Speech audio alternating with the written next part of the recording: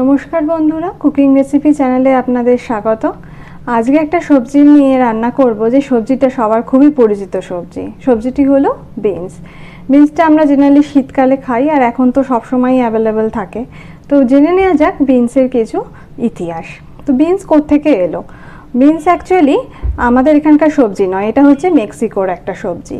তো আগেকার দিনে যখন আরবের থেকে ব্যবসায়ীরা এবং বিভিন্ন জায়গাকার ব্যবসায়ীরা ইন্ডিয়াতে আসতো, তখন প্রথম ওরা বিনস নিয়ে আসে এবং বিনস এখানে রপ্তানি আমদানি করা হয়।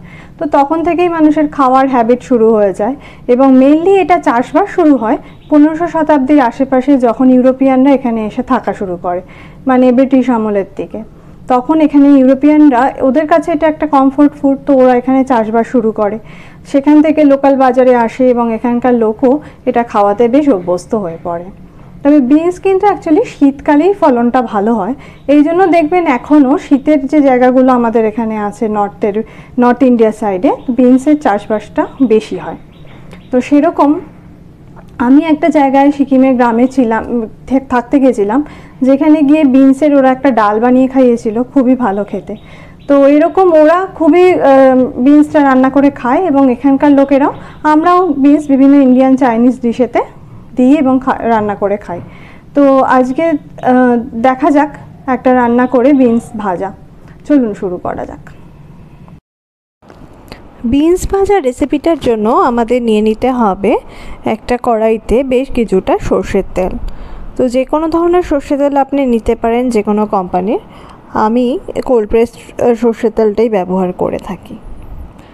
যখন দেখবেন কড়াইটা বেশ তেতে এসেছে, তারপরে সর্ষের তেলটা দিয়ে দেবেন। আমি এখানে বিনস নিয়েছি 100 গ্রাম মতো, সেই হিসাবে আমার সর্ষের তেলটা অ্যাড হবে। আপনি পরিমাণটা বুঝে সর্ষের তেল দেবেন। আমার এখানে 3 চামচ মতো, 2 থেকে 3 চামচ মতো সর্ষের তেল আমি অ্যাড করেছি। এবার আপনার যদি বিনসের পরিমাণ বেশি থাকে, তাহলে আপনার সর্ষের তেলের পরিমাণটা একটু বেশি দিতে হবে। এবং প্রথমে সর্ষের তেলটা গরম হলে কড়াইয়ের গায়েতে ভালো করে লাগিয়ে নেবেন। বিনস কিন্তু খুব বেশি সর্ষের তেল লাগে না, কারণ বিনস বেশি ছাঁকা তেলে ভাজতে গেলে এটা একটু দড়ি দড়ি হয়ে যায়। সেই জন্য এটাকে নরম করা অথচ খেতে ভালো, তার জন্য কিন্তু সর্ষের তেল অল্প মিডিয়াম আঁচে দিয়ে সেটাকে ঢাকা দিয়ে দিয়ে রান্না করতে হয়। তো তেলটা যতক্ষণ গরম হচ্ছে ততক্ষণে একটু ওয়েট করে নিতে হবে। সঙ্গে আমি কিছু পেঁয়াজ কুচি, আদা কুচি, শুকনো লঙ্কা কুচি আর রসুন কুচি নিয়েছি, যেগুলো একে একে দেবো। প্রথমে তেলটা গরম হলে আমি দিয়ে দিলাম একটা শুকনো লঙ্কাকে হাফ করে। সে শুকনো লঙ্কা ফোড়নের একটা সুন্দর গন্ধ বেরোয়, যেটা খেতে খুব ভালো লাগে। তারপর দিয়ে দিলাম একটা তেজপাতা, সেটাও হাফ করে। এবার যখন তেলেতে এগুলো বেশ গন্ধটা ছাড়তে শুরু করলো, শুকনো লঙ্কার এটা ভাজা ভাজা হতে শুরু করলো, তখন গিয়ে আমি অন্যান্যগুলো পেঁয়াজগুলো দিতে শুরু করব। এবার এক চা চামচের 1 চামচ একটু জিরে দিলাম। এবার দেখুন জিরেটা বেশ ভাজা ভাজা হয়ে গেছে, তাহলে ফোড়নে মেনলি গেল একটা শুকনো লঙ্কা, একটা তেজপাতা, জিরে। এবার কুচি করা সমস্ত জিনিসগুলো দিয়ে দিলাম। তার মধ্যে একটা মিডিয়াম সাইজের পেঁয়াজ ছিল, 3 কোয়া রসুন ছিল, আর হাফ ইঞ্চির মতো আদা কুচি ছিল, আর একটা কাঁচা লঙ্কা ছিল। একটা কাঁচা লঙ্কা চিড়ে দেওয়া হয়েছে। আপনি চাইলে কুচি কাঁচা লঙ্কার ব্যবহারও করতে পারেন। চিড়ে দিলে ঝালটা কম হয়। যদি বাচ্চারা খায় সেক্ষেত্রে আপনি ঝালটা দেবেন না, মানে কাঁচা লঙ্কাটা চিড়েই দেবেন।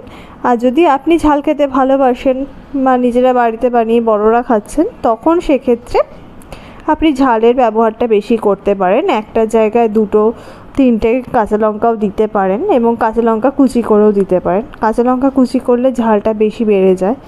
চাইলে আপনি শুকনো লঙ্কার পরিমাণটা বাড়াতে পারেন, বা চিলি ফ্লেক্সও ইউজ করতে পারেন। তা আপনার ঝাল খাওয়ার ইচ্ছেটার উপর, মানে কতটা খাবেন তার উপরে আপনার ঝালের পরিমাণটা ডিপেন্ড করবে। আমি জেনারেলি মডারেট ঝাল খাওয়া পছন্দ করি, এবং ভাজাতে ঝালটা অল্পই খাই। সেই জন্য আমি একটা শুকনো লঙ্কা, একটা কাঁচা লঙ্কা দিয়েছি, আর সঙ্গে 1 চা চামচের 1 চামচ নুন দিয়ে দিলাম। এইবার আমি বিনসগুলো দিয়ে নেব। বিনস কিন্তু কাটার একটা ব্যাপার আছে, একটু তেচড়া করে বিনসগুলো কাটলে আপনার ভাজাটা ভালো হবে। আপনি যদি চান তেচড়া করে না কেটে ওটাকে গোল গোলও কাটতে পারেন, তবে তেচড়া করে কাটলে কি হয়, ভালো নরম হয়, ভাজাটা ভালো হয়, সেই জন্য আমি তেচড়া করেই কেটেছি।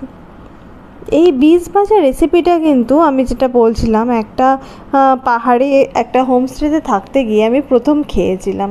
তারপর আমি বাড়িতে বানিয়ে দেখেছি, প্রচণ্ড ভালো খেতে হয়। সেই জন্য আমি ভাবলাম যে এই রেসিপিটা আপনাদের সাথে শেয়ার করা যাক। এবং বিনসের অনেক উপকারিতাও আছে, যেটা বলছিলাম। বিনস তো এক তো ইতিহাসও আছে যে এটা এখানকার নয়, সেটা ছাড়াও বিনসের মধ্যে অনেক রকম নিউট্রিয়েন্টস থাকে। তার মধ্যে এগুলো মানে যে কোনো ধরনের গ্রিন ভেজিটেবলস খাওয়া তো আমাদের জন্য খুবই ভালো। বিনসের মধ্যে ধরুন ব্লাড সুগার কন্ট্রোল করার ক্ষমতা থাকে, ফলে ডায়াবেটিস পেশেন্টদের জন্য ভালো। এমনিতেও ডায়াবেটিস পেশেন্টদের ভেজিটেবল খুবই রেস্ট্রিক্টেড, মানে মেজরিটি আলু ঠালুগুলো খেতেই পারে না তারা। তো সেক্ষেত্রে বিনসটা খেতে পারে, বিনসটা খুব ভালো, বাচ্চাদের জন্য ভালো। এবং এটা গ্রিন ভেজিটেবল বলে অনেক টাইপের নিউট্রিয়েন্টস আছে। তার মধ্যে জিঙ্ক হচ্ছে একটা অন্যতম উপাদান যেটা আছে বিনসের মধ্যে। বিনস অ্যান্টিঅক্সিডেন্ট হিসাবেও কাজ করে, সেই জন্য বিনস খাওয়াটা ভালো। এবার বিনস সেদ্ধ আপনি খেতে পারেন, তরকারি বানিয়ে খেতে পারেন, ভাজা খেতে পারেন। এছাড়া আমরা ইন্ডিয়ান চাইনিজ ডিশেতেও বিনসের ব্যবহার করে থাকি, তবে এইভাবে ভেজে আপনি ডালের সাথে খেতে পারেন। এবং এই ভাজাটায় খুব বেশি তেল লাগে না, ফলে ভাজাটা এবং বানানোও খুব সোজা। অল্প বিনস কিনে একটু পেঁয়াজ রসুন আদা কুচি দিলেই হয়ে যায়, আর সেরকম কোনো মশলা নেই, দেখতেই পাচ্ছেন, ফলে কোনো শরীর খারাপ হওয়ার জায়গাও নেই। এবার অল্প মানে ঢাকা দিয়ে দিয়ে এটাকে করতে হয়, অল্প জল দিয়ে ঢাকা দিয়ে দিয়ে করতে হয়। তো জল যেটা দেবেন সেটা হাতের কোয়া করে খুবই অল্প দেবেন, মানে জাস্ট বিনসটা যতটা তার হাফ পরিমাণ জল দেবেন। এবং জলটা অবশ্যই ঈষদুষ্ণ জল দেবেন, একদম ঠান্ডা জল দেবেন না। আমি আগে থেকেই একটু জলটা ঈষদুষ্ণ গরম করে রেখেছি। এবার বিনসটা এখানে সেদ্ধ হবে জলটাতে, এবার ঢাকা দিয়ে দিয়ে করবেন। আমি দেখলেন তো 2 চামচ তেলেতে প্রায় 100 গ্রাম বিনস ভেজে ফেলছি, মানে আপনার তেল খুবই কম লাগবে। আর এটা মেনলি জল দিয়ে সেদ্ধ হবে, কারণ ছাকা তেলে ভাজলে কিন্তু বিনসের টেস্টটা একদম নষ্ট হয়ে যায়।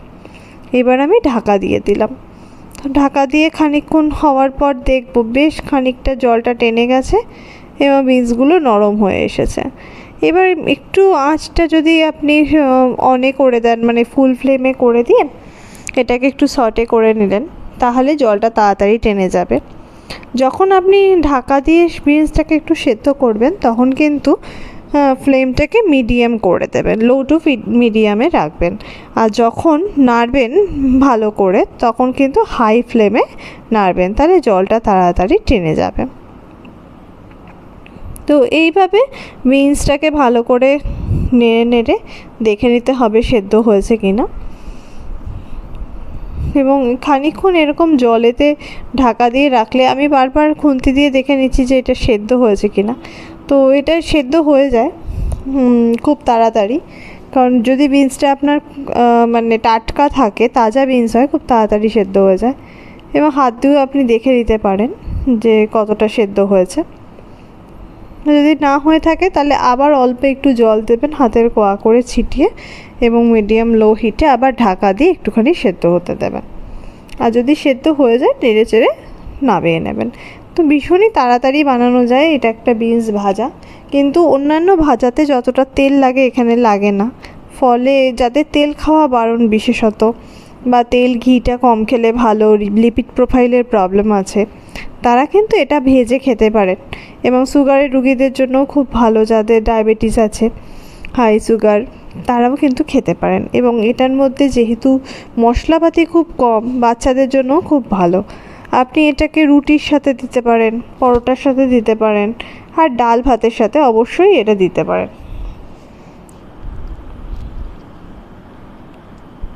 এটা একটা ভীষণই সহজ রেসিপি এবং খুব ইজিলি অ্যাভেলেবেল একটা সবজি।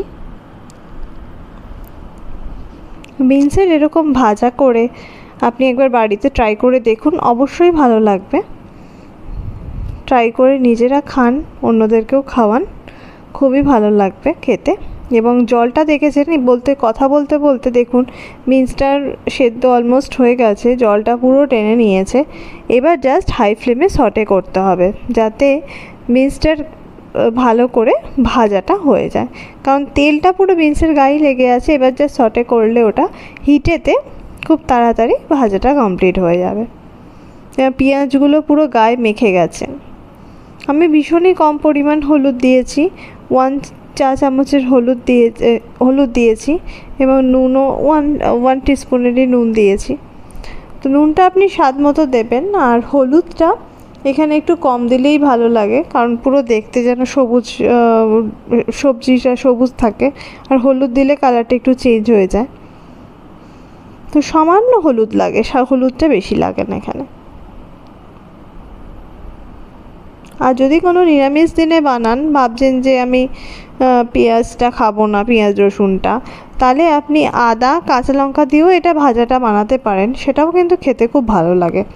কারণ আমি দুরকমভাবেই বানিয়ে দেখেছি যে পেঁয়াজ রসুনটা বাদ দিয়েও কিন্তু ভালো লাগে। যদি আপনি পেঁয়াজ রসুনটা বাদ দেন তাহলে একটু টমেটো কুচি করে দিয়ে দেবেন এবং সেটাকে ভালো করে আগে ভেজে নেবেন তেলেতে, তারপর বিনসটা দেবেন। আমিও তাই করলাম। যখন পেঁয়াজটা গোল্ডেন ব্রাউন হয়ে গেল, বেশ অনেকক্ষণ ধরে পেঁয়াজটাকে নেড়ে চেড়ে ভাজতে হবে, পেঁয়াজ আদা রসুনের কুচিটাকে। যখন বেশ ভাজাটা হয়ে এসেছে তখন গিয়ে বিনসটা দিয়ে নাড়াচাড়া করলাম এবং খানিকক্ষণ নাড়াচাড়ার পর তারপরে ঈষদ উষ্ণ জল দিয়ে ঢাকা দিয়ে বিনসটাকে সেদ্ধ করলাম। এটা একটা ভীষণই সহজ রেসিপি। হঠাৎ করে ধরুন ডাল আছে, ভাতের সাথে কি খাবেন, তো হট করে এটা বানিয়ে নিতে পারেন, ভীষণ তাড়াতাড়ি বানানো যায়, চটপট রান্নাটা হয়ে যায় এবং এটার পুষ্টিগুণও খুব বেশি, অনেক উপকারী। রুটির সাথেও রাত্রিবেলা খেয়ে নিতে পারেন। তো বিনস ভাজা আমরা জেনারেলি খাই না, কিন্তু খেতে খুবই সুস্বাদু হয়। এটাও একটা শেখা পাহাড়ি একজনের থেকে।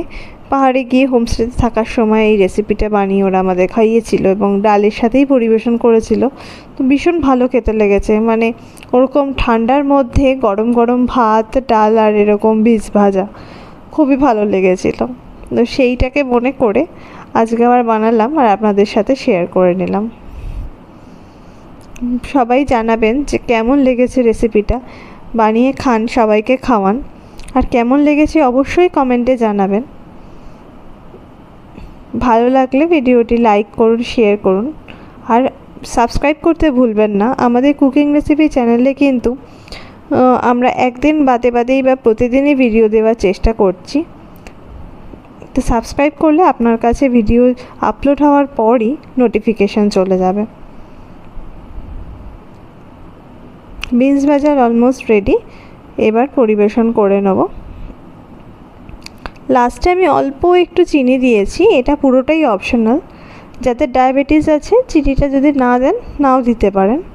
আর একটু নুন কম পড়েছিল বলে আমি নুন দিয়েছি, নুন দিয়ে নেড়ে নিলাম। তো আপনি যদি চান আপনি এই চিনিটাকে পুরোই বাদ দিতে পারেন, চিনিটা পুরোটাই অপশনাল, আর নুনটা আপনি স্বাদ মতো দেবেন। তো বিনস ভাজা কমপ্লিট হয়ে এসেছে। এরপর হচ্ছে আমি ওভেনটা অফ করে দিলাম, এবার হচ্ছে পরিবেশনের পালা। বিনস ভাজা হয়ে গেলে খুব সুন্দর দেখতে লাগে। বিনস ভাজা করে এইভাবে বাড়িতে খান এবং সবাইকে খাওয়ান। আশা করি ভিডিওটি আপনাদের ভালো লেগেছে, কমেন্টে জানাবেন।